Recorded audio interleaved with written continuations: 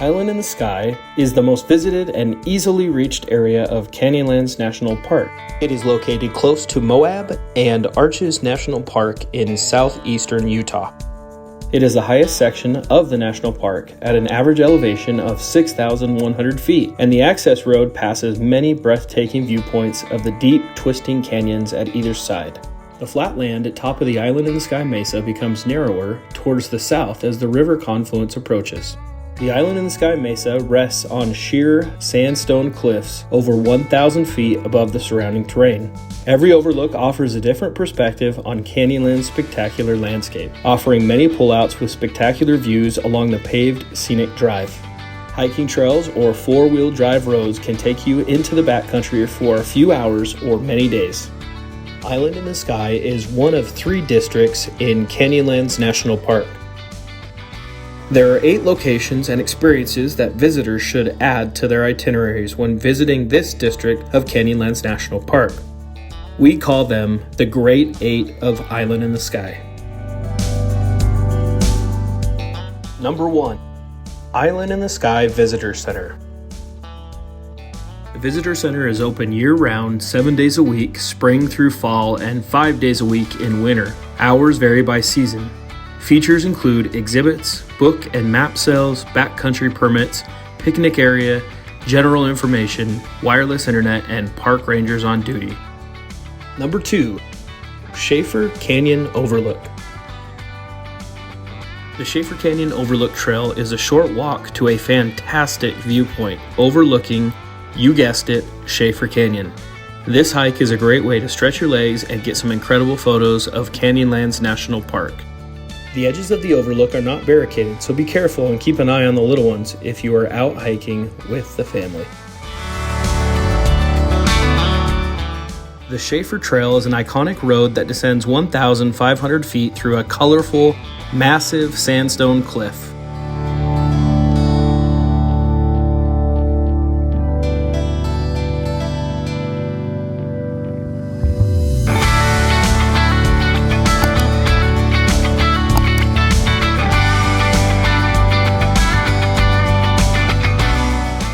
Number 3. Mesa Arch. Mesa Arch is a perfect trail for beginners, families with small children, or light hikers, and one of Canyonlands National Park's most iconic vistas. It's easy and short, and a detailed display of the trailhead explains how to hike the trail. The arch is right on the edge of a 500-foot cliff, part of a 1,200-foot drop into Butte Canyon. You can get a keyhole view of White Rim country through the arch. If you step back a few steps, you can also frame the lofty La Salle Mountains.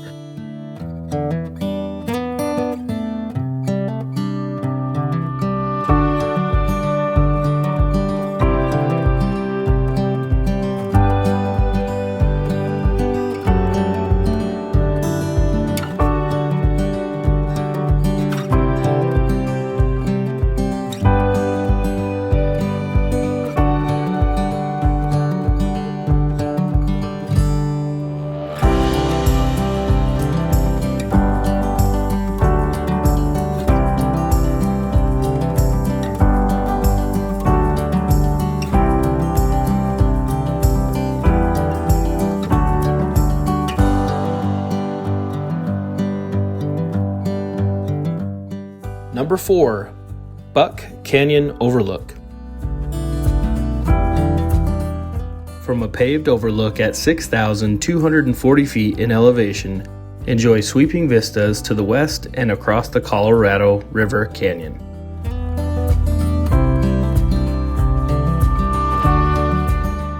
A short paved walkway leads to the overlook.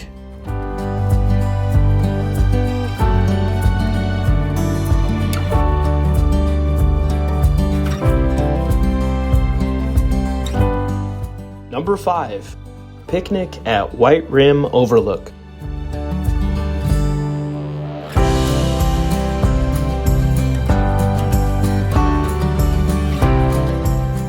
Number 6.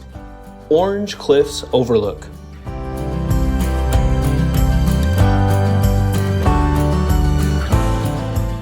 Number 7. Grand Viewpoint Overlook and Trail. Grand Viewpoint lies at the southernmost end of the Island in the Sky Scenic Drive. From here, you can see across miles of corrugated canyons, the White Rim four-wheel drive road, features in the maze and the needles, and distant mountains. A short paved sidewalk leads to a spectacular viewpoint. From there, you can hike an additional mile to a second viewpoint.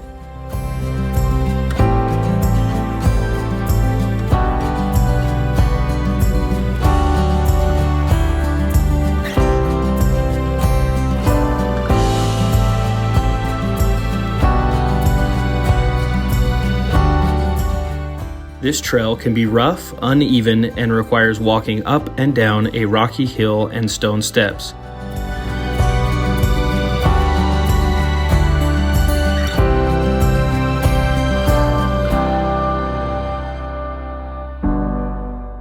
Grand Viewpoint really is the crown jewel of Island in the Sky District in Canyonlands National Park.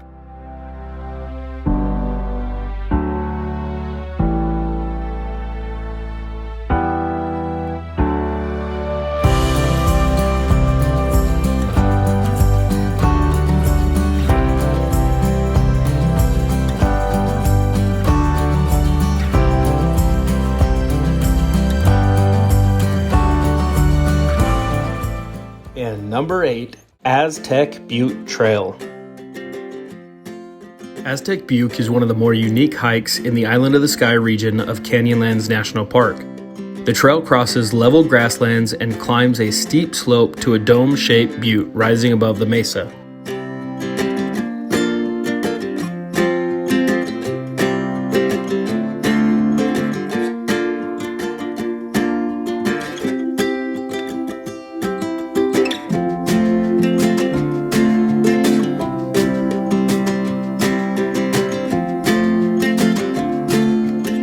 Alcoves along the rim of the butte house Puebloan granaries, which early inhabitants used for storage.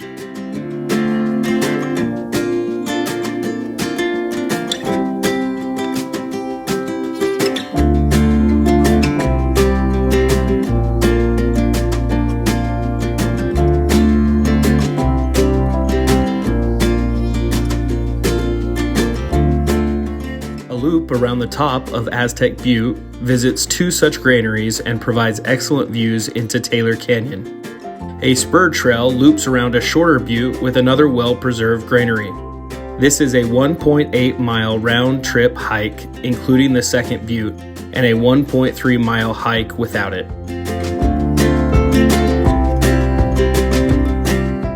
Aztec Butte, the larger of the 2 buttes, requires some steep climbing with exposure, making it unsuitable for children or anyone uncomfortable with high ledges and steep drops. The smaller butte is closer to the trailhead and is a great hike for children and adults of all skill levels.